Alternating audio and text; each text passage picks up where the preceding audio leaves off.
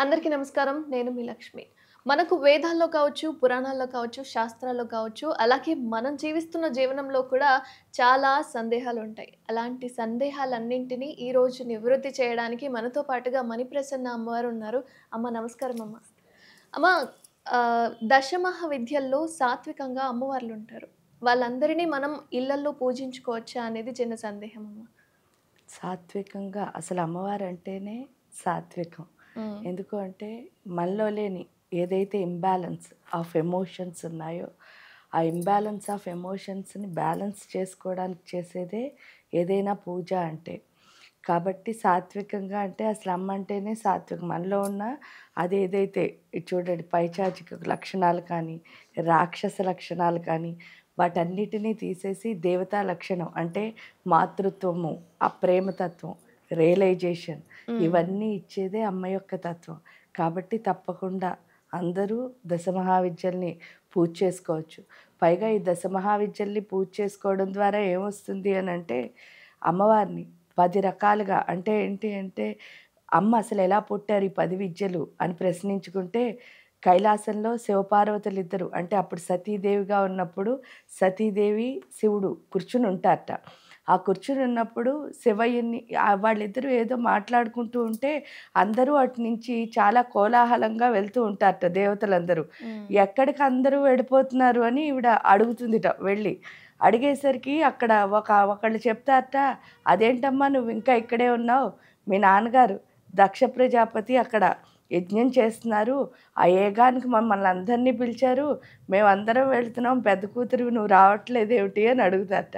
అడగగానే అదేంటి నాకసలు యజ్ఞం జరుగుతున్నట్టే తెలీదు అని చెప్పేసి అనుకుని కానీ ఒక్క నిమిషంలో మళ్ళీ అమ్మ ఏంటంటే శాంతమైపోయి, "అయ్యో! మా నాన్న నన్ను పిలవాలా ఏంటి? తెలిసింది కదా! ఇప్పుడైనా వెళ్ళొచ్చు కదా!"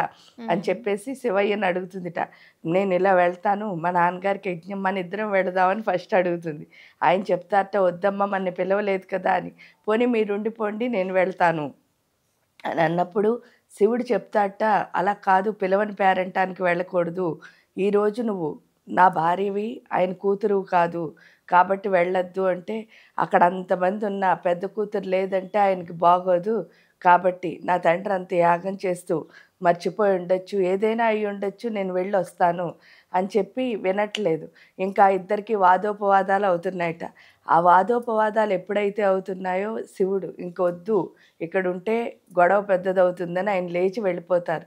వెళ్ళిపోయేసరికి అమ్మకి చాలా కోపమొస్తుందిట. ఏంటి అంటే నన్ను తిరస్కరించాడు. ఎలా హ్మ్. తిరస్కరించాడు అనంటే శివుడు. అంటే శక్తి ఉంటేనే శివుడు. శివుడయ్యాడు. శక్తి లేకపోతే శివుడు కూడా శవమే.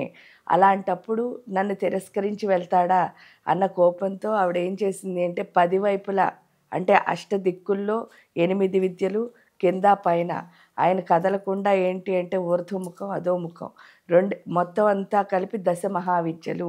ఈ దశమహావిద్యలే అమ్మవారి యొక్క స్వరూపం. ఒక్కొక్క విద్య ఒక్కొక్క రకంగా మనని మోక్షానికి తీసుకుని వెళుతుంది. హ్మ్. కాబట్టి ఈ విద్యలు ఎక్కడున్నా, ఎప్పుడైనా హాయిగా చేసుకోవచ్చు. చేసుకోవడం వల్ల ఏంటి అంటే 10 విద్యలు చేస్తే 10 రకాలుగా ఆ శివయ్యని ఎలా అయితే రక్షణ ఇచ్చిందో మనకు గూడా అదే విధంగా రక్షిస్తుంది. అంతేకాకుండా ఒక్కొక్క విద్య మనకి ఇహలోకంలో భోగంతో పాటు పరలోకంలో మోక్షాన్నిచ్చే విద్యలు. కాబట్టి మోక్ష ప్రాప్తి కోసం లేదా ఆత్మ ఏదైతే ఉందో సాక్షాత్కార సిద్ధి కోసం లేదా మన ఎమోషన్ బ్యాలెన్స్ కోసం దేనికోసమైనా సరే ఈ విద్యలు మనకి చాలా చాలా ముందుకు తీసుకువెళ్తాయి. అలాగే అమ్మ ఈ దశమహా విద్యలు అనేవి ఎలా చేసుకోవాలి అంటారు? ఏ విధంగా పూజ చేసుకోవాలి అనేది? దశమహావిద్యల్ని ఏ విధంగా పూజ చేసుకోవాలి అంటే వాళ్ళందరూ అమ్మలు కాబట్టి మన గురువు ఎవరైతే ఉన్నారో ఆ గురువు ఏ మార్గంలో ఉన్నారో ఆ మార్గం ప్రకారం గురువిచ్చిన ఆదేశాల ప్రకారం వాళ్ళ ఆజ్ఞని అనుసరించి ఆ విధంగా ఎవరి దగ్గర అయితే దీక్ష తీసుకున్నామో వాళ్ళు చెప్పిన ప్రకారం మనం ఆ విద్యల్ని చేసుకోవాలి. అమ్మ పురాణాల్లో కావచ్చు, శాస్త్రాల్లో కావచ్చు, వారాహి అమ్మవారు కావచ్చు, లేదా కాళీ అమ్మవారు వీళ్ళందరినీ క్రూరులుగా చూపించడం జరిగింది. సో, వీళ్ళు దేవదూతలు అంటే దైవానికి సంబంధించి వ్యతిరేకము అని చెప్పి కూడా వింటున్నాము. మరి వాళ్ళని మనం పూజించుకోవచ్చంటారా? అసలు దైవానికి సంబంధించి వ్యతిరేకం అసలెప్పుడు మరి ఎవరన్నారో తెలీదు కానీ అసల అనడం ఎందుకు కుదరదు అంటే వారాహి మీకు తెలిసినా తెలియకపోయినా అష్టమాతృకల్లో ఒకరు. శ్రీ విద్య ఉపాసనకు వచ్చేసరికి అక్కడ ఏంటి అంటే కిరిచక్కెరధారూఢ దండనాద పురస్కృత విశుక్ర ప్రాణహరణ వారాహి వీర్యనందిత. అంటే అర్థం ఏమిటి అంటే లలితాదేవి కనుక ఈ భువనాలన్నిటికీ రాణి అయితే శ్రీ మహారాజ్ఞి అని పిలిచారు. ఆ మహారాణి అయితే దండనాయక్ కింద వారాహిని పెట్టారు అక్కడ. అంటే సైన్యాధ్యక్షురాలు అనమాట. మొత్తం ఆవిడ సైన్యాన్ని అంతటినీ ఏం చేస్తోంది, పరిరక్షించే రక్షణ బాధ్యత వారాహి అమ్మవారికి ఇచ్చింది. మరి ఎక్కడ విన్నారో నాకు తెలియదు. క్రూరత్వము అన్నది అసలు ఎక్కడా చెప్పరు. ఇక్కడ చెప్పేది ఏంటి అంటే వాళ్ళు రౌద్ర దేవతలు అని చెప్పడం అయితే ఉంది. రౌద్రదేవత అంటే కూడా ఏంటి అంటే మనకు అనుకునేది రౌద్రం కాదు. అంటే మనకు తెలిసిన రౌద్రం అంటే చాలా కోపంగా ఉండడం, లేకపోతే ఏంటంటే పని క్విక్గా అవుతుంది, ద్వేషాన్ని అసలు రౌద్రత్వం అంటే దేవతల్లో అది కాదు. మనలో ఉన్న రుద్రత్వాన్ని ఏదైతే అంటే రౌద్రము అంటే ఏంటి అంటే మనలో ఉన్న రుద్రుడిని బయటకు తీయడము అని అర్థం. మనలో రుద్రుడు ఎక్కడుంటాడండి అని అంటే ఇక్కడ ప్రకృతి పురుషులు అని చెప్పేసి మీరు భగవద్గీతలో విన్నా సరే, శ్రీ విద్యా ఉపాసన ఏ ఉపాసనలో అయినా ప్రకృతి పురుషులు అని మనం వింటూ ఉంటాం. ప్రకృతి అంటే మనకు తెలుసు, కనిపించే ప్రతిదీ ప్రకృతి. మీరు నాకు ప్రకృతి, ఆ గోడ నాకు ప్రకృతి, ఈ బీరువా నాకు ప్రకృతి, ఆ కెమెరా నాకు ప్రకృతి. అంటే నాకు ఏది కనిపిస్తుందో మన విజిబిలిటీకి కనిపించే ప్రతి ఒక్కదాన్ని ప్రకృతి అనే అంటారు. మరి శివుడు అంటే అర్థం ఏమిటి ఇక్కడ అని అంటే రుద్రుడు అంటే అర్థం ఏమిటి అని ప్రశ్నించుకుంటే రుద్రుడు అంటే అర్థం ఏమిటి అంటే రుద్రంలో చెప్తారు ఏంటి, ఆత్మభౌడే రుద్రుడు అంటే మన ఆత్మస్వరూపం రుద్రుడు. మన లోపల ప్రతి ఒక్కళ్ళలో ఉన్న ఆత్మ రుద్రుడే. ప్రతి ఒక్కళ్ళకి కనిపించేది ప్రకృతి.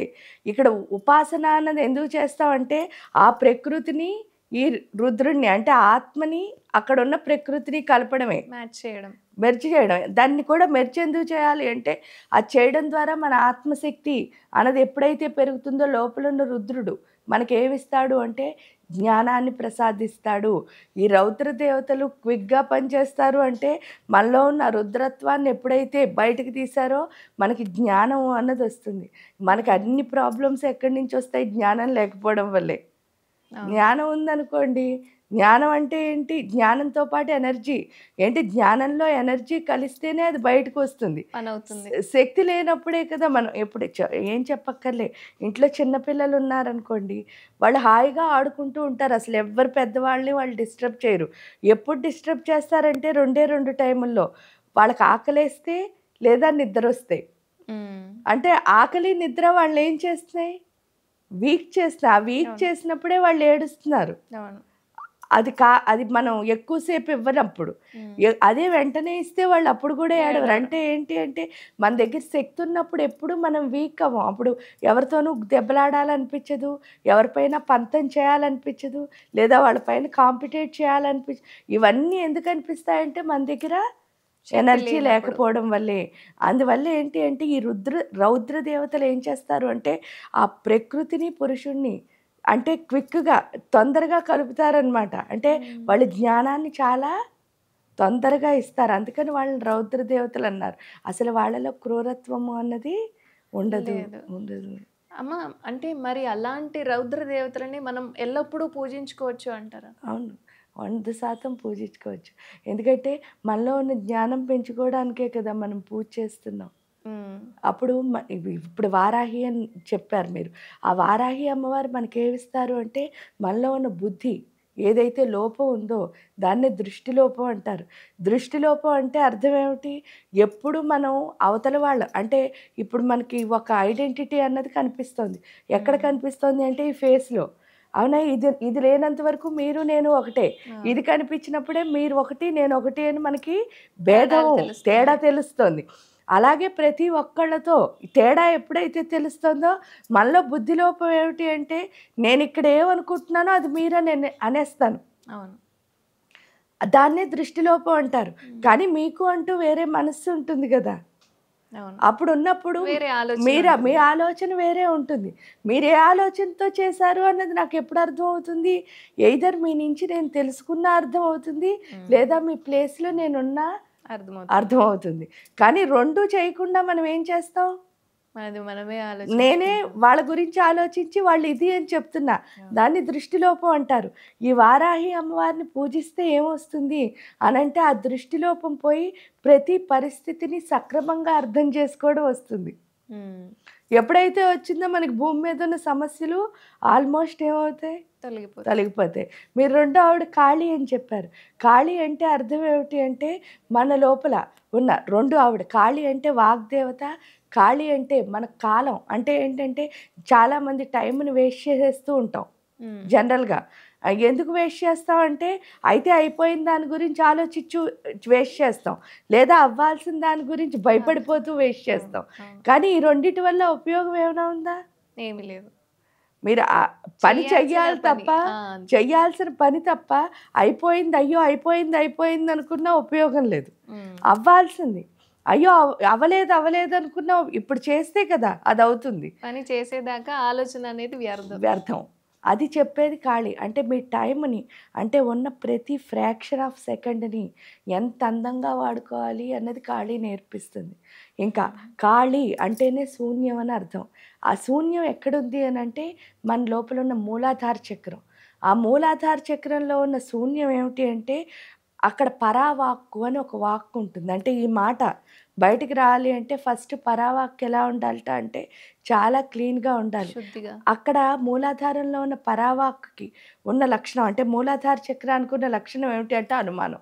హ్మ్. ఈ అనుమానం ఎంతుందో ఆ లోపల, ఆ డౌట్‌లన్నీ ఏమవుతాయి మన మాటల్లో? రెట్టింపవుతాయి. బయటకొస్తాయి. కానీ మీరు ఏదైనా ఒక విషయం గురించి చెప్పాలనుకోండి, ఒక ఫ్లో ఆఫ్ ఎనర్జీ ఉండాలి. అవును. లేదా మీరిచ్చే దాని మీద ఒక క్లారిటీ ఉండాలి. అవును. ఆ 2 లేకుండా మీరు డౌట్‌గా చెప్తున్నారనుకో, వినేవాడికి ఏమనిపిస్తుంది? వినబుద్ధి కాదు. అంతే. ఏం ఏం మాట్లాడుతున్నారో మాట్లాడుతున్నారో అనిపిస్తుంది. అసలు అర్థం అవ్వదు. ఎందుకంటే కంటిన్యూషన్ ఎప్పుడు లేదో, మీరు చెప్తున్న ప్రతి దాన్ని ఎప్పుడైతే కట్ చేసి చెప్తున్నారో, అవతల వాళ్ళకి వినాలనిపించదు ఫస్ట్. హ్మ్. ఎందుకంటే ఫ్లో లేకపోతే వినాలనిపించదు. ది సెకండ్ థింగ్ ఏంటి అంటే, మీరే డౌట్‌గా చెప్తే ఇంక నాకేం అర్థమవుతుంది? అదే కదా! అవును. అవి అర్థమవ్వదు. అవును. ఎందుకంటే మీరిచ్చే దాని స్టేట్మెంట్ ఎప్పుడు మీకెలా ఉండాలి? క్లియర్‌గా క్లియర్‌గా ఉండాలి. ఉండాలి. మీరు క్లియర్‌గా చెప్తేనే, ఓహో! ఇదా అని నేను అర్థం చేసుకోవడానికి ట్రై సమాధానం చేస్తాను. చెప్పడానికైనా, అర్థం ట్రై చేసుకోవడానికైనా చేస్తా. వీలుగా ఉంటుంది. ఇది ఖాళీ నేర్పిస్తుంది. అంటే మనం మాట్లాడే మాటలో ఒక ఫ్లో ఉండాలి. రెండోది ఏంటి అంటే, ఇచ్చి ఏదైనా సరే మీరు చాలా క్లియర్‌గా చెప్పాలి. హ్మ్. అంతేకాని మీకే డౌట్ ఉంటే కుదరదు. ఆ డౌట్‌ని క్లియర్ చేసేదే ఖాళీ. కాబట్టి ఈ 2 మనిషికి అవసరమా కాదా? అవసరం. అందువల్ల ఆవిడకి ఉపాసన తప్పకుండా చేయాలి. అమ్మ దేవాలయాల్లో కావచ్చు, ఇళ్ళల్లో కావచ్చు, చాలా మందికి అమ్మవారు శరీరాల మీద పూనుతుంది అని చెప్తూ ఉంటారు. ఈవెన్ చాలా చోట్ల చూస్తూ ఉంటాం కూడా. ఇలా ఒక అమ్మవారు మానవ శరీరంపై వచ్చి పూనడం అనేది ఎంతవరకు సమంజసం అంటారు? నిజంగా ఈ పూనకాలు అనేవి నిజమా? అబద్ధమా? అనేది మీ మాటల్లో ఒకసారి. ఎంతవరకు అంటే చాలా కొంతవరకు నిజం. ఎలా నిజము అనంటే, అసలు పూనకం అన్న దాని గురించి చెప్పుకునే బదులు అమ్మవారి మానవ శరీరం మీదకుంటుందా అని ప్రశ్నించుకుంటే, లలితా హ్మ్. సహస్రమే దానికి డిక్లరేషన్ ఇచ్చింది. ఆ డిక్లరేషన్ ఏంటి అంటే, హృదయస్థ రవిప్రఖ్య త్రికోణాంతర దీపిక. అంటే హృదయం లోపల ఒక చిన్న ట్రయాంగిల్ ఉందని, ఆ ట్రయాంగిల్‌లో ఒక దీపం వెలుగుతూ ఉంటుంది. ఆ దీపం పేరేంటి అంటే మన ప్రాణం. Life force energy. ఆ లైఫ్ ఫోర్స్ ఎనర్జీ ఎవరు అంటే లలిత. అప్పుడు లలితాదేవి ఎవరితో ఉంది? మనతోనే దాన్నే ఉంది. అంతర్ముఖ సమారాధ్య బహిర్ముఖ సుదుర్లభ. అంటే నా లోపలే ఉంది. ఆ నా లోపలే ఉంది అని తెలుసుకునే స్థితి ఏదైతే ఉందో, అది ఎవరిస్తున్నారు అంటే మనకి సూర్య భగవానుడు ఇస్తున్నాడు. సూర్యుడు ఎప్పుడైతే హృదయంలో కలుస్తాడో, అప్పుడే మనకు అర్థమవుతుంది మన లోపలే దేవుడున్నాడని. హ్మ్. ఇంక శరీరం మీద పూనడం, పూనకపోవడం అన్నది ఎలా అంటే, ఇప్పుడు సపోజ్ ఒక టైంలో మనం దాన్ని చాలా బాగా అనుభవిస్తాం. హ్మ్. అంటే చూడండి, ఒక పూజ అవుతూ ఉంటుంది. ప్రతిరోజు ఆ పూజను అలాగే చేస్తామని లేదు. కానీ ఒకరోజు మాత్రం చాలా బాగా చేస్తాం, రోజు చేసే పూజైనా. ఏంటో పండుగ దానిపైన రోజు చాలా కావచ్చు. కనెక్ట్ అయిపోయి, ఆ హ్మ్. కనెక్ట్ అయిన స్థితిలో ఏంటి అంటే, దేవుడు మన లోపలికొచ్చాడు అంటే ఏంటంటే, పూర్తిగా అనుభవం ఎప్పుడైతే వస్తుందో మైండ్ అన్నది అయిపోతుంది. ఆ హ్మ్. అవ్వడం ద్వారా పూర్తిగా మనం దాన్ని ఎప్పుడైతే మన లోపల నాకు ఆ పూజకి తేడా లేదు అని అనుభవించే స్థితి ఏదైతే ఉందో, దాన్నే పూనకం అంటారు నిజం చెప్తే.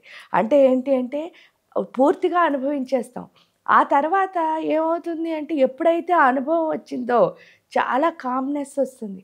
ఇంబ్యాలెన్స్ ఎవరి దగ్గర ఉంటుందో వాళ్ళే కామ్‌గా ఉండకుండా ఏం చేస్తారు అంటే, ఈ అరవడాలు, లేకపోతే ప్రశ్న చెప్తామని చెప్పేసి చూసారా?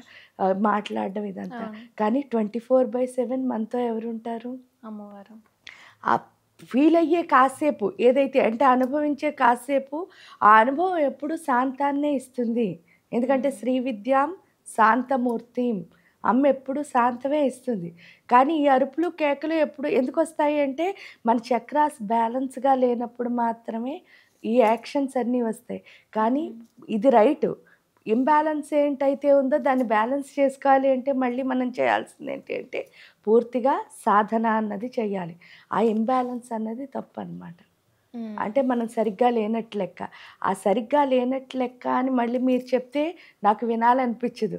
కాబట్టి నా అనుభవం ద్వారా నేనే నేర్చుకున్నప్పుడు ఏమవుతుంది అనంటే, ఓహో! సాధన ద్వారా నాకిది ఇంబాలెన్స్ ఉంది. దాన్ని నేను బ్యాలెన్స్ చేసుకోవాలి అని తెలుస్తుంది. అది తెలిసిన రోజు మనం నిజంగానే ప్రతి క్షణం ఆ అమ్మని ఫీల్ అవుతాం మన లోపల. హ్మ్. అంటే అమ్మ ఈ పూనకం అనేది పర్టిక్యులర్‌గా సాధన చేసిన వాళ్ళకు మాత్రమే వస్తుందా? అంటే ఇళ్లల్లో ఉండేవాళ్ళు పెద్దవాళ్ళకి కూడా ఈ పూనకాలనేవి వస్తూ ఉంటాయి. వాళ్ళకి ఎలాంటి సంబంధం లేకుండా గూడా కొంతమందికి పూనుతూ ఉంటుంది. అమ్మవారొచ్చింది అని చెప్పి చెప్పుకుంటూ ఉంటాం. సో, ఇలా పర్టిక్యులర్‌గా కొంతమందికి మాత్రమే వస్తుందా? ఎవరికైనా వచ్చే ఛాన్సెస్ ఉన్నాయంటారా? అసలు పూనకం అన్నది ఏంటి అంటే, ఎప్పుడూ దేవుడు వాళ్ళలోనే ఉన్నాడు కదా! అంటే మీలో ఉన్నాడు, నాలో ఆ! ఉన్నాడు, సంబంధం అందరిలోనూ లేకపోయినా ఉన్నాడు. అందరిలో ఉన్నారు అని. అందరిలోనూ ఎందుకంటే దైవశక్తి అంటే ఆ ప్రాణం లేకపోతే మనెవరు అసలు ఏమి చేయలేము. ఇప్పుడు మనం మాట్లాడుకుంటున్నాం అంటే మన లోపల ఉన్న ప్రాణశక్తే కదా కారణం. అవును. లేకపోతే చలనం లేకుండా ఉంటాం. హ్మ్. ఆ ప్రాణశక్తి అందరిలోనూ ఉంది. అంటే దేవుడు అందరిలోనూ ఉన్నాడు.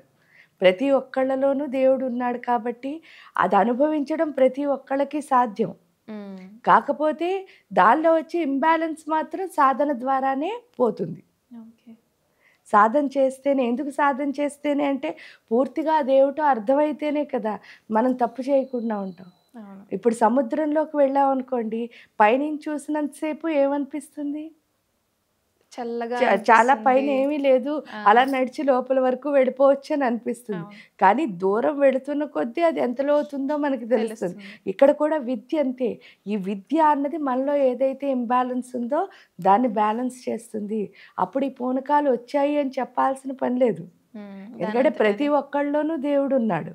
హ్మ్. మనలో ఉన్న ఇంబాలెన్సే అలా బయటికి చెప్పిస్తుంది. హ్మ్. మనలో బ్యాలెన్స్ ఉంటే ఎప్పుడు ఎలా ఉంటాం? మూర్తీభవించినట్టు చక్కగా మన జ్ఞానం ఎక్కడ ఉపయోగించాలి అన్నది మనకు అర్థమవుతుంది. అంటే ఈ సంవత్సరానికి ఇలా చెయ్యండి. హ్మ్. ఇది చేయడం వల్ల నేను అశాంతింపబడ్డాను. నాకు శాంతం కావాలి అంటే నాకిది ఇలా పూజలు చేయండి, పురస్కారాలు చేయండి అని చెప్పి చెప్తూ ఉంటారు. ఇదంతా అబద్ధం అంటారా మరి? నా వరకు అబద్ధం. ఎందుకు అంటే చెప్తాను వినండమ్మా. మనందరికంటే పైనున్న వాళ్ళనే కదా దేవుడని పిలుస్తారు. అవును. అందుకే కదా మనం దండం పెడుతున్నాం. హ్మ్. అంటే దేవుడికి అసంతృప్తి ఉంటుందా? హ్మ్. అంటే నాకిది కావాలి, ఇది చేయలేదు, అది చేయలేదు, నాకు కొబ్బరికాయ కొట్టు, నిమ్మకాయ ఇవన్నీ అదే. చెప్పడానికి అదే. దేవుడికి అసంతృప్తి అన్నది ఉందా చెప్పండి? హ్మ్. అసంతృప్తి ఎవరికుంది? మనుషులకి. మనకే ఉంది. అంటే మనలాంటి భక్తులకే ఉంది. నాలో ఉన్న అసంతృప్తిని నేను చెప్తున్నాను తప్ప, దేవుడికి అసలు అసంతృప్తి అన్నది లేదు. హ్మ్. అందుకనే మన పెద్దవాళ్ళు ఏం చేశారు అంటే, 5 అంగాలు తృప్తి పడితేనే దేవుడంటే ఏంటో మనకు అర్థమవుతుంది. దేవుడు అన్నది పూర్తిగా భావస్థితి. ఆ భావస్థితి అంటే ఏంటి అంటే, ఎప్పుడూ దేవుడితో కలిసి ఉండడం. ఆ కలిసి ఉండే స్థితి ఎలా వస్తుంది అంటే, ఈ 5 అంగాలు తృప్తి పడితేనే. అవేమిటి అంటే, మనోరూపేక్షు కోదండ పంచతన్మాత్ర సాయక అని చెప్తారు. పంచతన్మాత్రలు అంటే అర్థం ఏంటంటే, ఒకటి మన శబ్దం, స్పర్శం, రూపం, రసం, గంధం. ఈ 5 తన్మాత్రలు తృప్తి పడితేనే మన మనస్సు అన్నది మన కంట్రోల్‌లో ఉంటుంది. అంటే మైండ్ మన కంట్రోల్‌లో ఉంటుంది. ఆ మైండ్ కంట్రోల్‌లో లేనప్పుడే ఇలాంటి బయటికి అంటే నాకిది కావాలి, అది కావాలి. దేవుడు అసలు ఏది కావాలి కాదు. మనకిచ్చేవాడినే దేవుడు అంటారు. హ్మ్. మన దగ్గర తీసుకోడు దేవుడు. ఎందుకంటే మీరు రాధాకృష్ణ తత్వం అనుకోండి, శివపార్వతి ఏ తత్వంలో చూసినా దేవుడు ఎప్పుడు మనకిస్తూనే ఉంటాడు. హ్మ్. ఈవెన్ ప్రకృతిని చూడండి. ప్రకృతి ఎప్పుడు మనకిస్తూనే ఉంటుంది. మన ఏం నుంచి ఎక్స్‌పెక్ట్ కోరుకోదు. చేసేదాన్ని దేవుడని అనడు. దేవుడి దగ్గర ఆశించే లక్షణం ఉండదు. ఎక్కడ ఆశించే లక్షణం ఉండదో అక్కడే అనుభవం అన్నదొస్తుంది. సో, మనం ఇంకా ఆశిస్తున్నాం అంటే అది ఎవరి మైండు? మనుషుల మైండ్ అది పోవాలి కాబట్టే ఈ పంచ తన్మాత్రల్ని తృప్తిపరచాలని మన ఋషులు మునులు ప్రవేశపెట్టిందే పూజలో.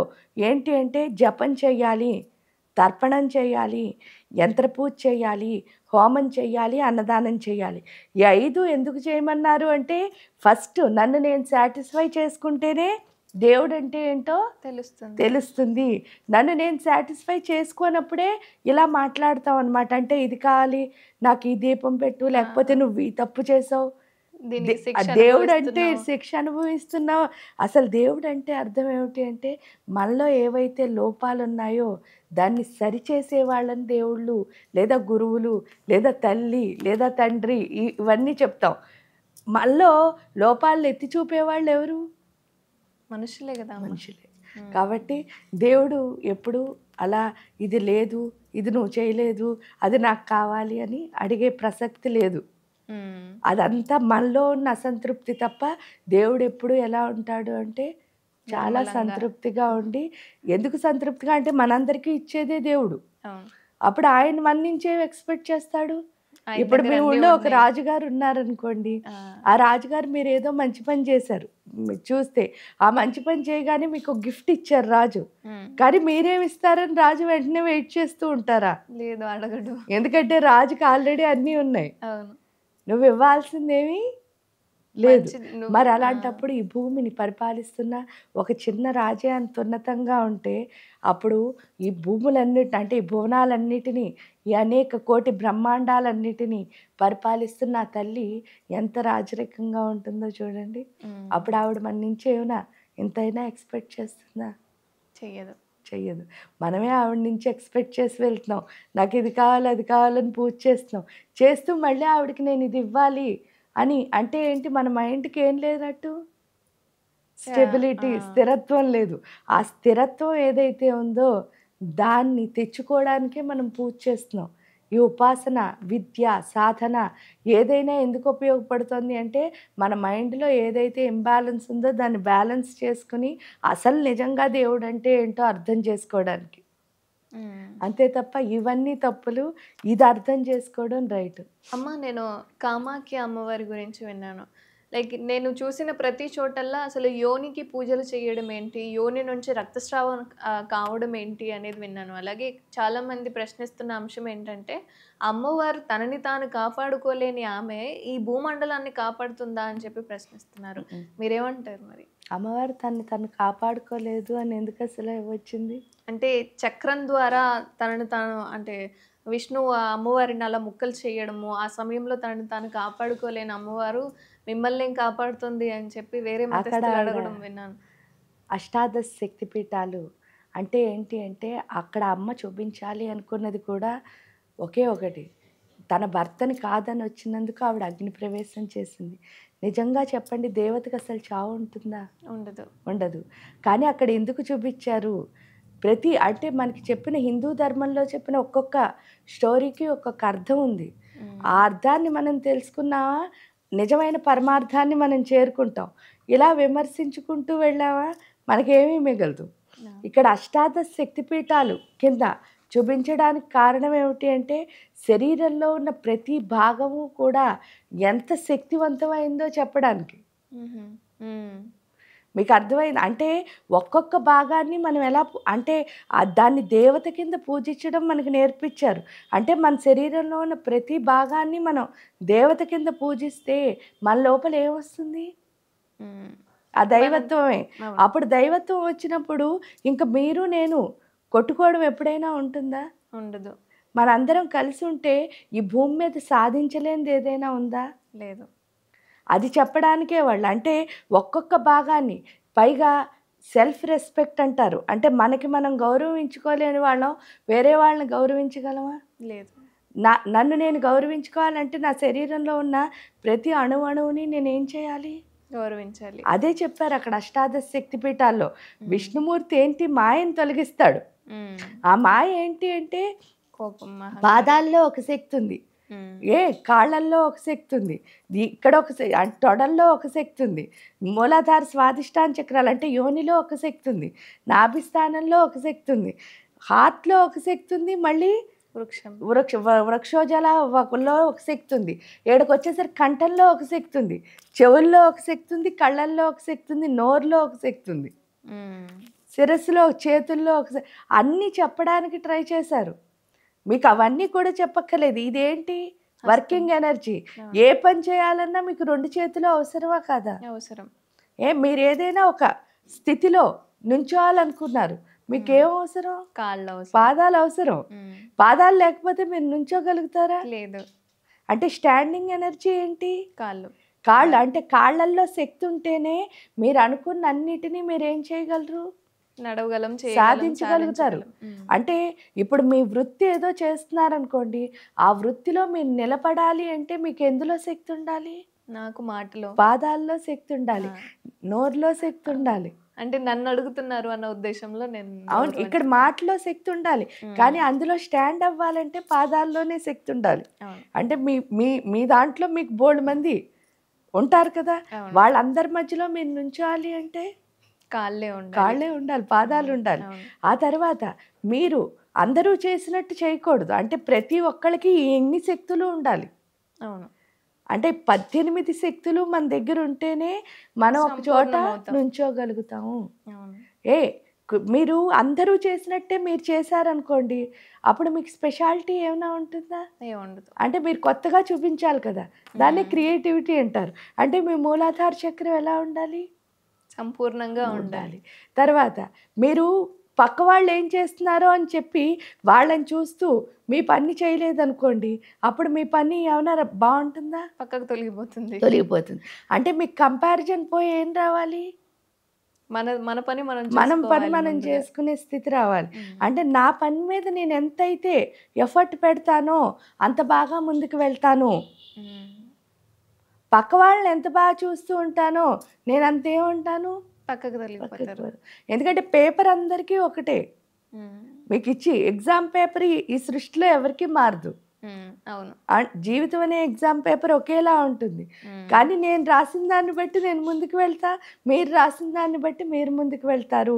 మనం సరిగ్గా రాయకపోతే ఏమవుతాం? అక్కడే ఆగిపోతాం. పక్క వాళ్ళ దాంట్లో చూస్తే కొంచెం కొంచెం చూసి కాపీ చేస్తాం అని అనుకుంటాం. కానీ దానివల్ల ఏమవుతుంది? 2 ఒకే పేపర్లు అయితే ఎవరు ఎక్కువ చేసి రాశారో వాళ్ళు ముందుకు వెళ్తారు, ఎవరు తక్కువ రాశారో. ఎందుకంటే పూర్తిగా ఎప్పుడు మనం ఏం చేయలేం, మ్యాచ్ చేయలేం, కాపీ చేయలేము. అర్థమైందా? అంటే మన ఓన్ ఎప్పుడు మనకు ఉండాలి. అది ఎక్కడి నుంచి వస్తుంది అంటే స్వాదిష్టాన చక్రం నుంచి. ఇవన్నీ ఉన్నా ఇప్పుడు మీరు ఒక పని చేయాలనుకున్నారు, ఆ పని చేయాలనుకున్నది మీ బాస్కి మీరు నేను ఇలా చేయాలనుకుంటున్నాను అని చెప్పి, అంటే మీ దగ్గర క్రియేటివిటీ ఉంది, మీ పని మీరు చేయాలని మీకు తెలుసున్నా సరే మీ బాస్ దగ్గరికి వెళ్ళి చెప్పాలి అంటే మీకేం కావాలి? ధైర్యం కావాలి. అంటే భయం పోవాలి. అది ఎక్కడుంది? నాభిస్థానంలో ఉంది. మీరు భయపడుతూ ఇగో ఎవరికో పక్కనున్న వాళ్ళకి చెప్పి వాళ్ళని ఏమంటారు, నువ్వు వెళ్ళి చెప్పేవా నేను ఇది అనుకుంటున్నాను అన్నారు. అప్పుడు క్రెడిట్ గోస్ టు ఎవరికి వెళ్తుంది? పక్క వ్యక్తికి వెళ్తుంది. ఎందుకంటే వాళ్ళు ఏం చేస్తారు, ధైర్యంగా ముందుకు వెళ్ళారు కాబట్టి. అంతేకాని నా ఐడియాస్ వాళ్ళ మీద పనిచేయట్లే. ఐడియా ఇచ్చింది నేనే, కానీ నాకు లేనిది ఏమిటి? ధైర్యం లేదు. కాబట్టి ఆ ముందుకెళ్ళే శక్తి కావాలి. అందుకని నాభి కంపల్సరీ అవసరం. చూడండి, అంతేనా అష్టాదశ శక్తి పీఠాలంటే? ఇంతకంటే ఏమైనా ఉందా? లేదు. ఇంకా హృదయం. ఈ హృదయం ఏమిటి అంటే విస్తరించే లక్షణం. ఎందుకంటే వాయుతత్వం. ఇక్కడ వాయుతత్వాన్ని మనం ఏం చేస్తామంటే లిమిటేషన్స్. ఆ లిమిటేషన్స్ ఏంటి అంటే, అమ్మో ఇది చేస్తే ఇదేమవుతుందో, అది చేస్తే అదేమవుతుందో, ఎందుకంటే వాళ్ళు ఏమైనా అనుకుంటారేమో, అన్నీ మనమే ఏం చేస్తున్నాం, లిమిటేషన్స్ బందీ కానా చుట్టూ ఎవరు బందీలు పెట్టుకుంటున్నారు? మనమే. వీటిని అష్టపాసాలు అంటారు. ఈ 8 పాసాలతో మనమే ఏం చేసుకుంటాం అంటే చుట్టేసుకుంటాం శుభ్రంగా తాళ్లతో. ఈ చుట్టుకున్న మనకి అమ్మ ఏం చేస్తుంది అంటే ఆ లిమిటేషన్స్ని, కండిషన్స్ని ఎప్పుడైతే కట్ చేసేస్తుందో అన్లిమిటెడ్గా, అన్కండిషనల్గా ఎదగచ్చు అన్నది మన హృదయం చెప్తోంది. ఆ తర్వాత మీరు ఇప్పుడు ఎదిగిపోయారు. ఎంత కావాలంటే అంత బాగా మీ హృదయం విస్తరించింది, ఎదిగారు. కానీ మీ చుట్టూ మరి పాపం మిమ్మల్ని నమ్ముకుని బోల్డ్ మంది వస్తారు కదా, వాళ్ళని రక్షించాల్సిన బాధ్యత మీదే, పోషించాల్సిన బాధ్యత మీదే. కాబట్టి అవి 2 ఏమిస్తున్నాయి? ఈ రెండు. ఏవైతే స్తనాలు అని అంటున్నారో ఆ స్తనద్వయం రక్షణ పోషణ శక్తి. అంటే అందులో శక్తి ఉంటేనే మీరు రక్షించగలరు, పోషించగలరు. సో అది ఇంకెక్కడికి వచ్చేసరికి కంఠం. మీరు ఏం చేసినా సరే వ్యాపించాలి అంటే తప్పకుండా మీ మాటే. అది ఏ పనైనా కానివ్వండి, మీరు మాట సరిగ్గా మాట్లాడితేనే మీరు ఊరైనా మనమైనా కుటుంబమైనా అన్నీ మంచిగా మంచిగా ఉంటది. ఉంటాయి. ఏంటి అంటే మీరు చెప్పేది ఎలా ఉండాలి అంటే చాలా క్లారిటీతో ఉండాలి. దానికి తోడు కమాండ్ అంటే నేను చెప్తున్నది రైట్, అది నాకు తెలిసే చెప్తున్నాను అని మీరు ఖచ్చితంగా చెప్పగలగాలి. మూడోది ఏంటి అంటే మీరు చెప్పే ప్రతి మాటలోనూ కూడా ఎప్పుడూ ఎవరిని ఏంటి అంటే నొప్పించకుండా కూడా కాదు, వాళ్ళపైన కమాండ్ చేసినట్టు ఉండకూడదు, ప్లీజింగ్గానే ఉండాలి, అథారిటీ చేయకూడదు, ఆ సున్నితత్వం ఉండాలి. నాలుగో మాట ఏంటి అంటే నేనేం మాట్లాడుతున్నాను అన్నది ప్రతి క్షణం ఎవరికెవరు రివైజ్ చేసుకోవాలి, మనకు మనమే. ఎందుకు అంటే అదే నేచర్ కమ్యూనికేషన్ అంటారు. నేచర్ కమ్యూనికేషన్ అంటే ఏంటి అంటే నా మాట ఈ సృష్టిలో ఎవ్వరు వినకపోయినా విన్నా నాకేం అక్కర్లేదు, అవసరం లేదు, కానీ చెప్పి ప్రతి అక్షరాన్ని నేను వింటున్నానా లేదా. ఎందుకంటే మనం మన మాటని ప్రతిసారి వింటున్నాం అనుకోండి, అప్పుడు మనం తప్పు మాటలు మాట్లాడగలమా? అవును, మాట్లాడలేము. అది వైఖరి వాక్కు. ఈ 4 వాక్కులు కనుక ఎప్పుడైతే శుద్ధిగా ఉంటాయో అప్పుడు ఆ కమ్యూనికేషన్ బాగుంటుంది. మరి ఆ కమ్యూనికేషన్ స్కిల్స్ మనకు కావాలి కదా, కావాలి. అంతే గొంతు కూడా కావాలి కదా.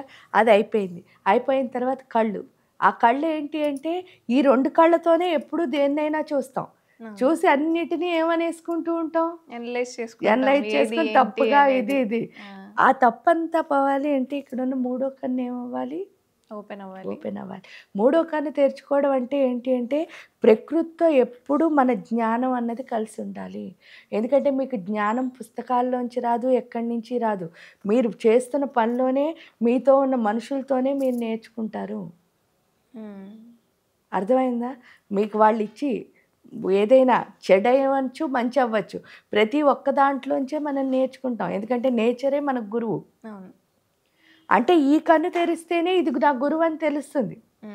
ఒక అబ్జర్వేషన్లోంచి మంచి నేర్చుకుని పైకి వెళ్ళేవాడు అంటే జ్ఞానాన్ని నేర్చుకుని గొప్పగా అయ్యేవాడు ఉంటాడు, ఎనలైజ్ చేసుకుంటూ అక్కడే ఉండిపోయేవాడు ఉంటాడు. అంటే నేను జ్ఞానాన్ని నేర్చుకోవాలి అంటే నాకేముండాలి, ఈ కన్ను ఎప్పుడూ ప్రకృతితో కలిసి ఉండాలి, అది నేర్చుకుంటాం. ఎందుకంటే ప్రకృతి నుంచి తప్ప ఇంకెక్కడి నుంచి మనకి జ్ఞానం రాదు, మనకున్న అనుభవమే మనకి జ్ఞానం. అది మనకేం చెప్తోంది, మూడో కన్ను నేర్పిస్తుంది. ఇదంతా అయిన తర్వాత సర్వతత్వంలోకి ఎప్పుడైతే వెళుతున్నామో ఆ సర్వతత్వంలోకి వెళ్ళిన తర్వాత అంతా ఎవరున్నారని తెలుస్తుంది, నేనే ఉన్నాను అని తెలుస్తుంది. అంతా నేనే ఉన్నప్పుడు ఇంకా మీతో నాకేమి ట్రబుల్ లేదు కదా, ఏం లేదు. ప్రతి ఒక్కరు వాళ్ళు నేనే అంతా అని అనుకున్నారు అంటే వేరే వాళ్ళతో కంపారిజేషన్ అవసరం లేదు. అంటే ఈ చెడ్డ గుణాలన్నీ పోగొట్టడమే ఒక్కొక్క శక్తిపీఠం. అక్కడికి వెళ్ళి చేయాల్సింది ఏంటి అంటే ఓహో ఇక్కడ ఈ శక్తి ఉంది. అక్కడ కూడా మనం చేస్తున్న ఏకైక తప్పు ఏంటి అంటే ఎనాలిసిస్సే. ఆ విశ్లేషణ ఏంటో చెప్పనా, ఈ టెంపుల్ ఎప్పటి నుంచి వచ్చిందండి, ఈ టెంపుల్లో బయట ఏ దేవతలు ఉన్నారు, ఈ దేవతలందరూ ఏమిటి, ఇక్కడ ఏం పూజలు చేస్తారు, ఇవన్నీ అవసరమా, అక్కడ ఏం ఎనర్జీ ఉంది, ఆ ఎనర్జీని నేను ఎలా రిసీవ్ చేసుకుంటాను. ఆ రిసీవ్ చేసుకోవాలి అంటే సాధన ఒక్కటే మార్గం. సాధన చేసిన వాడు ఎప్పుడూ ఎనలైజ్ చేయడు మీరు చూస్తే, ఎందుకంటే దాన్ని ఎలా నువ్వు తెచ్చుకోవాలి అన్నదే ట్రై చేస్తాడు. వాడికి మాటలతో పనే ఉంది, అంతే కదా. అక్కడికి వెళ్ళింది ఎందుకు, నేను ఆ ఎనర్జీని తెచ్చుకోవాలి. ఆ శక్తిని ఎప్పుడైతే తెచ్చుకున్నాను నాలో ఉన్న లోపం ఏదైతే ఉందో అది ఆటోమేటిక్గా ఏమవుతుంది, నాకు తెలియకుండానే క్లియర్ అయిపోతుంది. అందుకని ఆవిడని కాపాడుకోకపోవడం కాదు, ఒక్కొక్క పీఠంలో ఒక్కొక్క ఎనర్జీ ఉంది, దాన్ని ఈ మానవ దేహాలు అన్ని శక్తి పీఠాల్లో ఉన్న శక్తిని కనుక తెచ్చుకోగలిగితే అంటే ఒక్కొక్క పార్ట్ గొప్పతనం వాళ్ళు తెలుసుకోగలిగితే వాళ్ళే ఏమవుతారు, దేవుళ్ళు అవుతారు. ఎప్పుడైతే దేవుళ్ళు అయ్యారో ఈ సృష్టి మొత్తానికి వాళ్ళ వల్ల ఉపయోగం ఉంటుంది. మనం చేసి అనాలిసిస్ వల్ల ఏమవుతుంది అని అంటే అట్లీస్ట్ వేరే వాళ్ళకు ఉపయోగం పక్కన పెట్టేయండి, ఇలా దేవుడైతే మనకి ఉపయోగం, ప్రపంచానికి ఉపయోగం. అదే కనుక మనం ఈ విశ్లేషణ చేయడం ద్వారా ఏమవుతుంది అంటే ఎవరికీ ఉపయోగం చెయ్యకపోగా మనకి మనం కూడా ఏం చేసుకోలేకపోతున్నాం, ఉపయోగపడలేకపోతున్నాం. అది దీనికి ఉన్న అర్థం. అమ్మ, ఇది కామాఖ్య అమ్మవారి దేవాలయంలో ఈ యోని పూజలు అలాగే రక్తస్రావం జరుగుతుంది అని కూడా విన్నాము 3 రోజులు. ఇదంతా నిజమేనా? అదంతా నిజమే అమ్మ. అక్కడ అంబుబాచి అని చేస్తారు. ఆ టైంలో ఆ 3 days అమ్మకి అక్కడ పూజలు జరుగుతాయి. అసలు ఆ రక్తస్రావం అన్నది ఏంటి అంటే మనలో ఉన్న రజోగుణం బయటకు పోతుంది. పూర్వం కూడా ఏంటి అంటే ఆ 3 రోజులు స్త్రీని ఒక రూమ్లో కూర్చోబెట్టి వాళ్ళతో జపాలు చేయించేవారు. ఆ జపం చేయించడం ద్వారా ఏమవుతుంది, రజోగుణం ఎప్పుడైతే బయటకు వెళ్తుందో సత్వగుణం అన్నది మన లోపలికి వస్తుంది. స్త్రీలో సత్వగుణం ఎందుకు రావాలి అంటే తల్లితనం ఎందుకు రావాలి అంటే ఆ స్త్రీ కనుక మంచిగా ఉంటే ఇల్లంతా మంచిగా ఉంటుంది. ఎందుకు అంటే అమ్మే కదా ఇంటిని నడిపిస్తుంది. అమ్మ ఇంటిని నడిపిస్తోంది కాబట్టి ఆ శక్తితోనే ఇల్లు మొత్తం నడుస్తుంది. కాబట్టి ఆవిడలో తల్లితనం ఎప్పుడైతే ఉంటుందో ఆ ఇల్లు మొత్తం చాలా అందంగా ఉంటుంది. అదే కనుక ఆవిడలో తమోగుణం పెరిగిపోయింది. ఇప్పుడు ఎందువల్ల దూరంగా ఉండాలి అని ఎప్పుడైతే చెప్పారో ఆ దూరంగా ఉండడం ద్వారా తమోగుణం ఎప్పుడైతే వచ్చిందో నువ్వెంతంటే నువ్వెంత అనే తత్వం ఏంటంటే స్త్రీలోకి ఏదైతే ఈగో రాకూడదో ఆ ఈగో తల్లితనం ప్లేస్లో ఏమొచ్చింది, అహంకారం అన్నది వచ్చేసింది. అంటే అమ్మ ప్లేస్లో అహంకారం వచ్చేసింది. అమ్మ ప్లేస్లో ఎప్పుడైతే అహంకారం వచ్చిందో సృష్టి మొత్తం ఎలా తారుమారైపోయిందో మనకే అర్థమవుతుంది. ఎందుకు అంటే ఎక్కడ సుఖశాంతులు లేకుండా మళ్ళీ అదే సుఖశాంతులు రావాలి అంటే ఈ స్త్రీలోకి తప్పకుండా అమ్మతనం రావాలి. అది చూపించడానికి అక్కడ ఆ 3 రోజులు రక్తస్రావం. యోని పూజ అంటే కూడా ఏంటి అంటే యోనిని దేవతగా ఇందాకనే చెప్పాను. ఏంటి అంటే ఆ మూలాధార స్వాదిష్టాన చక్రాల్లో ఉన్న గొప్పతనం ఏమిటో. ఎందుకంటే మొత్తం శరీరానికి 3 భాగాలు చేస్తే మీరు లలితా సహస్రం చూస్తే వాగ్భవ కూటైక స్వరూపముఖ పంకజ కంఠాదక్కటి పర్యంత మధ్యకూట స్వరూపిణి శక్తి కూటైక తాపన్న కట్టెదో భాగదారిని. అంటే శరీరం మొత్తానికి శక్తి ఎక్కడి నుంచి వస్తుంది అంటే యోని స్థానం నుంచే. అక్కడ పూజ చేయడం ద్వారా ఏమవుతుంది అంటే అసలు బాడీలోకి మోహం అన్నది వస్తుంది. మనం ఫస్ట్ వచ్చే చెడ్డ గుణం ఏమిటి అంటే మోహమే. మోహం అంటే ఏం లేదు, అట్రాక్షన్స్ అనమాట. ఆ మోహం ఎక్కడికి వస్తుంది అంటే గుండెల్లోకి వస్తుంది. ఈ గుండెల్లోకి వచ్చిన మోహం ఏం చేస్తుంది, ప్రేమతత్వాన్ని తగ్గిచ్చేస్తోంది. ఎందుకంటే మోహం పెరిగిపోతుంది, ప్రేమ తగ్గిపోతుంది, ప్రేమ తగ్గిపోతుంది. ఎప్పుడైతే ప్రేమ తగ్గిపోయిందో ఆకర్షణ పెరిగిపోయిందో ఈ ఆకర్షణ కాస్త మూలాధార స్వాదిష్టాన చక్రాలకు వెళ్ళి అది కామం కింద మారిపోతుంది. కామం అంటే ఏంటంటే కోరికలు. ఇప్పుడు అక్కడి నుంచే కదా శక్తి మొత్తం శరీరానికి అంతటికీ వస్తుంది. వస్తున్న శక్తి ఏమవుతుంది అంటే శరీరంలోని ప్రతి భాగము కోరికే. అందుకని ఇది కావాలి, అది కావాలి, అది కావాలి, అది కావాలి, అన్నీ కావాలి. ఎందుకు అన్నీ కావాల్సి వస్తున్నాయండి అని ప్రశ్నించుకోండి ఒక్కసారి. వచ్చే ఆన్సర్ ఒకే ఒక్కటి. ఆ ఒక్క ఆన్సరు ఏంటంటే నాకేం కావాలో నాకు తెలియకపోవడం వల్ల. ఎప్పుడైతే మనకేం కావాలో మనకు ఒక క్లారిటీ వచ్చిందో అన్నీ కావాలనిపించదు. మనకు కావాల్సిన దాన్నే సాధించుకోవడానికి మనం ట్రై చేస్తాం. అర్థమైందా? ఇప్పుడు యోని పూజ అంటే అర్థం ఏమిటి అంటే దాన్ని ఎప్పుడైతే దేవత కింద కొలుస్తున్నామో ఆ మూలాధార స్వాదిష్టాన చక్రం, ఎందుకంటే శక్తి మొత్తం అక్కడి నుంచే రావాలి శరీరానికి. కాబట్టి దాన్ని పూజలా ఎప్పుడైతే చేస్తున్నామో వాళ్ళు పెట్టిన పరమార్థం అది. దాన్ని పూజలా ఎప్పుడైతే దాన్ని దేవత కింద ఎప్పుడైతే భావిస్తున్నామో, ఎందుకంటే మంత్రాణం మాతృకాం దేవీం, ఏ మంత్రం చేసినా సరే ఆ మంత్రం యొక్క తత్వం ఏమిటి అంటే తల్లితనం. అమ్మ ఎలా వస్తుంది అంటే తల్లిలా వస్తుంది. తల్లి అంటే అర్థం ఏమిటి, ప్రేమ. తల్లి అంటే అర్థం ఏమిటి, రియలైజేషన్, విమర్శ, మనం విమర్శించుకోవడం, ఆత్మవిమర్శ. ఎప్పుడైతే ఆ 2 వచ్చాయో శక్తి ఎలా వస్తుంది, మాతృత్వంతో కూడిన శక్తి వస్తుంది శరీరం అంతా. ఈ కామం పోయి ఏమొస్తుంది, మాతృత్వం. ఇక్కడ కామం అంటే ఏంటి, ఇది కావాలి, అది కావాలి, అది కావాలి అంటే కన్ఫ్యూజన్. ఈ కన్ఫ్యూజన్ ప్లేస్లో ఏమొస్తుంది, క్లారిటీ. అమ్మతనం అంటే ఏంటి, క్లియర్. ఆవిడకి అన్నీ తెలుసు, మనకేం చేయాలో తెలుసు క్లియర్గా. అంటే ఎప్పుడు నాకేం కావాలో నాకు ఎప్పుడు అర్థమైందో మనకి అంటూ ఒక వే అంటే గమ్యం అన్నది వస్తుంది. మనకు ఒక గమ్యం వచ్చిందనుకోండి, దాన్ని సాధించడానికి మనం ఏం చేస్తాం అంటే పోరాడతాం, ట్రై చేస్తాం. అప్పుడు మనం సాధిస్తామా లేదా? అంటే మనకున్న కన్ఫ్యూజన్ పోయి క్లారిటీని ఇచ్చేదే, తల్లితనాన్ని ఇచ్చేదే. ఎందుకంటే అది చెడ్డ ప్లేస్ కాదమ్మా. మనందరం భూమి మీదకి వచ్చాము అంటే అది ఎంతో గొప్ప ప్లేసు. అక్కడి నుంచే కదా అందరం వచ్చాం. అప్పుడు దాన్ని మనం పూజ చేయడంలో తప్పే ఉంది అసలు.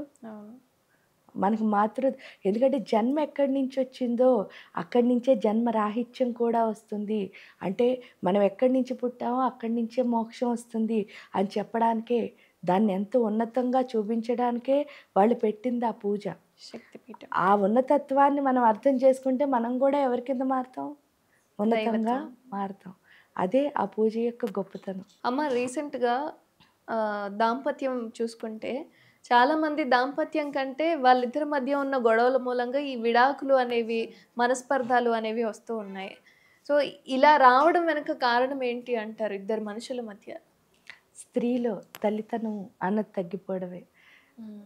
అది ఒకే ఒక దాని ద్వారా సాధ్యమమ్మా. అది ఏంటంటే సాధన. సాధన అంటే విద్య. ఆ విద్య ఏంటి అంటే పూజే అవ్వక్కర్లే. ఏదైనా సరే ఒక విద్యని విద్యలా కనుక మనం చేస్తే, అంటే మీరు సైన్స్ చదవండి, సోషల్ చదవండి, మ్యాథ్స్ చదవండి, లేదా అమ్మవారి గురించి చదవండి, ఏదైనా పర్వాలే. ఒక విద్యని కనుక మనం పూర్తిగా ఆ విద్యతో మనం కలవగలిగితే తప్పకుండా మనలో ఉన్న అహంకారం మొత్తం పోతుంది. మనలో పెరిగేది ఏంటంటే విద్య నేర్చుకోవడం ద్వారా ఓర్పు అన్నది వస్తుంది. అది ఈజీగా రావడానికే మన ఋషులు మునులు మంత్రాలు చెప్పారు. ఆ మంత్రం ఎప్పుడైతే చేస్తున్నామో ఏంటి అంటే మనకి తొందరగా సత్వగుణం అన్నది మన లోపలికి వస్తుంది. ఎందుకు? మన అక్షరాలే మనకి దేవుళ్ళు. అందుకే వాటిని ఏమంటారంటే అక్షరాన్ని మాతృకలు అని పిలుస్తారు. అంటే ఒక్కొక్క అక్షరంలో ఏముంది? ఒక్కొక్క అమ్మవారి ఒక అమ్మ ఉంది. అది ఎలా ఉండాలంటే సరస్వతీదేవికి ఎప్పుడు పూజ చేస్తున్నట్టు ఉండాలట. అంటే ఒక అక్షరం మన లోపల నుంచి వచ్చింది అంటే అమ్మకి మనం ఏం పెడుతున్నట్టు? ఒక పువ్వు పెడుతున్నట్టే. అంటే అక్షరాల్లో ఉన్న గొప్పతనం అది. అది తెలుసుకున్న మునులు ఋషులు ఏం చేశారంటే ఈ అక్షరాలన్నీ కలిపితే ఈ శక్తి వస్తుంది, దాన్నే మంత్రము. ఎందుకంటే మననాంత్రాయితే ఇది మంత్ర. మీరు ఏదైతే రిపిటేటివ్లీ రిపీట్ చేస్తున్నారో అది మంత్రం అయిపోయి ఏమవుతుంది? ఆ శక్తి మీ లోపల వృద్ధి చెందుతుంది, పెరిగిపోతుంది. సో అందువల్ల ఏంటి అంటే మంత్రం చేయడం ద్వారా మనం తొందరగా ఆ యొక్క విద్యకు కనెక్ట్ అవ్వగలుగుతున్నాం. అర్థమైందా? నేర్చుకోవడానికి. అదేవిధంగా మీరు నిజంగా కనెక్ట్ అయ్యారనుకో, ఇక్కడ రెండమ్మా. ఒకటి ఫ్యాషన్ అంటారు, రెండోది ప్యాషన్ అంటారు. ఫ్యాషన్ అంటే అర్థం ఏమిటి అంటే వాళ్ళు చేశారు నేను చేయాలి అని చెప్పేసి, వాళ్ళకంటే నేను ఇలా ఉండాలి అంటే ఈ మోడర్న్గా ఉండాలి, ఇందులో ఇలా ఉండాలి అని ట్రై చేసి, అంటే ఎవరినో చూసి పులిని చూసి పిల్లి వాతలు పెట్టుకుందని అంటారు. అది ఫ్యాషన్ అంటే. ప్యాషన్ అంటే ఏంటంటే నాకు నచ్చి నేను దాన్ని దైవంగా భావించి చేయడం. అంటే నాకు దానికి పెద్ద తేడా ఏమి ఉండకూడదు. నేను చేస్తున్న పనికి నాకు ఏమి ఉండకూడదు, వ్యత్యాసం ఉండదు. ఎప్పుడు ఉంటుందంటే నువ్వు దాన్ని ప్యాషన్లా తీసుకుంటేనే. ఆ ప్యాషన్ మనకి ఎవరిస్తారు అంటే విద్య ఇస్తుంది. నిజంగా దాన్ని నమ్మినవాడు ఎలా చేస్తాడు అంటే అది ఎంత గొప్పదో చూపించడానికి ట్రై చేస్తాడు. చాలామంది చూడండి ఒక్కొక్కసారి కాంట్రవర్సీ అంటారు. కాంట్రవర్సీలోంచి కూడా చాలా జ్ఞానం వెళ్తుంది మీరు చూసినప్పుడు. కానీ అది తప్పుదో పట్టకూడదు. అంటే మనం ఏది ఇచ్చినా సరే ప్రపంచానికి ఒక జ్ఞానమే అయి ఉండాలి. అర్థమైందా? కానీ అక్కర్లేకుండా మనం అనవసరమైనవేవి ఇవ్వకూడదు, చూపించకూడదు. మనకు అవసరమైంది అది అంటే ఏంటంటే ప్రపంచానికి ఉపయోగపడేది. ఆ జ్ఞానాన్ని తప్పకుండా మనం ఏమి ఇవ్వాలి? అందరికీ చూపించాలి. మనం ఏమి ఇస్తున్నాము అన్నది ఎందులో ఉంటుంది? మళ్ళీ మన క్లారిటీలోనే ఉంటుంది. సో అది తెలుసుకుని మనం ఇవ్వగలిగేది ఏదైతే ఉందో దాన్నే ప్యాషన్ అంటారు. ప్యాషన్ ఎప్పుడు మీలో ఉన్న అనుభవమే జ్ఞానం అమ్మా. మీరు ఏదైతే నేర్చుకున్నారో అదే కదా మీరు మాటల రూపంలో చెప్పగలుగుతారు. అంతే కదమ్మా. మనకు వచ్చింది అంటే తెలియంది కూడా మాట్లాడము అంటే ఎదుటి వాళ్ళకి కన్ఫ్యూషన్ వస్తుంది, వేరే వాళ్ళకి కూడా తెలియకుండా పోతుంది. అది మనం అనుభవించకుండా ఎప్పుడు చెప్పకూడదు. అనుభవించిందే నీకు అర్థమైందే చెప్పేదాన్ని జ్ఞానం అంటారు. అది ఎప్పుడైతే మనం ఇవ్వగలుగుతున్నామో అది విద్య ద్వారా మాత్రమే వస్తుంది. విద్య ఉన్న వాళ్ళకి ఎప్పుడూ ఓర్పు వస్తుందమ్మా. అంటే మనం చాలా చదివేసుకుంటున్నాం, పెద్ద పెద్ద ఉద్యోగాలు చేసుకుంటున్నాం అనుకుంటున్నాం, కానీ మన దగ్గర లేనిది ఏమిటి? విద్య, విద్య. సరైన విద్య. సరైన అంటే మనం విద్య నేర్చుకుంటున్నాం అనుకుంటున్నాం. అది విద్య నేర్చుకోవటంలే. విద్య నిజంగా నేర్చుకున్న వాడికి వచ్చేది ఓర్పు. తెలుసుకుంటున్నాం తెలుసు మామూలు.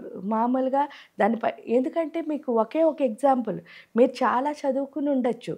ఎంతో గొప్ప చదువు ఉండొచ్చు. కానీ మీ చదువు ఎక్కడా మీ ఉద్యోగంలో అసలు ఒక్క పైసా కూడా ఉపయోగపడదు. ఎందుకంటే మీరు ఎంత గొప్ప చదువు చదివినా మీరు ఫస్ట్ జాయిన్ అయిన రోజున మిమ్మల్ని ఫ్రెషర్ అనే అంటారు. ఫ్రెషర్ అంటే అర్థం ఏమిటి అంటే వాడికి ఏం తెలియదు, నేర్చుకోవడానికి వచ్చిన వాడు. కానీ మీరు చెయ్యగా ఒక 25 ఇయర్స్ తర్వాత మీరు ఫ్రెషర్ అవరు. ఎక్స్పీరియన్స్డ్ క్యాండిడేట్ అంటే అనుభవం సాధించిన వాడు. ఆ అనుభవం సాధించిన వాడికి చదువుకున్న వాడికి ఏంటి తేడా? అన్నీ తెలిసి ఉంటాయి. వీడేంటంటే పుస్తకాల్లో ఊరికే రీడ్ చేశాడు దాన్ని. అంటే వీడికి అంతా ఎవరో చెప్పింది తెలుసుకున్నాడు. అంటే ఆ పుస్తకం రాసిన ఎవరో చెప్పారు చూసారా, అది మాత్రమే తెలుసు ఫ్రెషర్ అంటే. కానీ మీరు పని చేస్తున్నప్పుడు ఏమవుతుంది అంటే అందులో మెళకువలు మీకు తెలుస్తాయి. అది ఎంత సున్నితంగా చేయొచ్చో మీకు తెలుస్తుంది. దాన్ని ఇంకా ఎంత బాగా చూపించచ్చో మీకు తెలుస్తుంది. అదేంటి మీ సొంత అనుభవం. అంటే ఈ బుక్ నాలెడ్జ్ ఎప్పుడు మీకు ఎంతవరకు ఉపయోగపడిందంటే ఓహో ఇది అని తెలుసుకోవడానికే ఉపయోగపడింది. మీ జీవితం బాగుపడాలి అంటే మాత్రం మీరు అక్కడ కూర్చుని చేస్తున్నప్పుడు నేర్చుకున్నదే. దాన్ని ప్యాషన్ అంటారు. ఆ కూర్చుని ఎవరైతే చెయ్యాలనుకుంటారో వాళ్ళు ఎప్పుడు ఓర్పు సహనమే, ఇంకేం ఉండదు. ఎందుకు ఓర్పు సహనం అంటే మరి అవును ఇంత కష్టపడితే ఇది వచ్చిందని వాడికి తెలుసు కదా, దాన్ని వదలాలంటే వాడికి భయం. అవును, నేర్చుకుని మరి ఇంకా నేర్చుకోవాలని తెలుసు ఆల్రెడీ. సో అది లోపించడం వల్లే దాంపత్యమైన, ఉద్యోగమైన, వ్యాపారమైన ఎందులో అయినా రాణించలేకపోవడానికి కారణం. ఎందువల్ల అంటే ఎప్పుడైతే ఓర్పు వచ్చిందో అప్పుడు ఏమవుతుంది, నేను ఇక్కడ ఉండి నిలబడాలి అన్నది తెలుస్తుంది. ఎక్కడి నుంచి పారిపోయినా సరే ఓ చోటు నుంచి ఇంకో చోటుకి వెళ్ళాను, అక్కడ నేను స్థిరంగా ఉండలేను. ఇక్కడి నుంచి ఇంకో చోటుకి వెళ్ళాను, ఎందుకంటే నాకు అలవాటు అయిపోయింది కదా, మూవ్ అయిపోవడం, ఇంకో చోటు నుంచి వెళ్ళిపోవడం అలవాటు అయిపోయింది. కానీ అక్కడ ఉండి స్థిరంగా చెయ్యడము అన్నది ఒక్కసారి అలవాటు చేసుకుంటే మన లైఫ్ ఎంత బ్యూటిఫుల్గా, ఎంత విజయవంతంగా, ఎంత ఆనందంగా ఉంటుంది అన్నది అర్థమవుతుంది. దానికి విద్య ఒక్కటే తోవ. నేర్చుకోవాలి అన్న లక్షణం ఒక్కటే దానికి మార్గం. ఇంకా అంతకంటే ఏమీ లేదు. మనం నేర్చుకోవాలి అనుకుంటే ఆ సిచ్యువేషన్లోనే నేర్చుకోవాలి. అందులో మనకి ఎక్కువ కష్టం వచ్చింది అనుకోండి ఇంకా బాగా నేర్చుకోవచ్చు. అవును, విలువ అనేది తెలుస్తుంది. ధన్యవాదాలు.